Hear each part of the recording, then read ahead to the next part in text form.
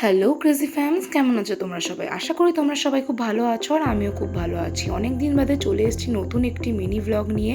আর আজকে আমার দিনটা শুরু হয়েছে সুন্দর মিষ্টি একটা ওয়েদার দিয়ে। দেখতেই পাচ্ছ বাইরে বৃষ্টি পড়ছে। বৃষ্টির ভিডিওটা ক্যাপচার করে নেওয়ার পর আমি চলে গেলাম এখানে আমার ব্রেকফাস্ট বানাতে। আর ব্রেকফাস্টে আমি খেয়েছিলাম মিল্ক ওটস বানানা হানি দিয়ে একটা মিক্সচার, যেটা নাকি আমার মাঝে মধ্যে সকাল সকাল ব্রেকফাস্টে খেতে বেশ ভালোই লাগে। ইভেন যারা নাকি আমার মতন ওয়েট লস করছো তারা একবার এটা ট্রাই করে দেখতেই পারো। এটা ওয়েট লসের জন্য খুব হেল্পফুল আর ব্রেকফাস্টের জন্য তো একদম পারফেক্ট। তারপরে এখানে আমি রেডি হয়ে নিয়েছি আর আমি পৌঁছে গেছি জিমে।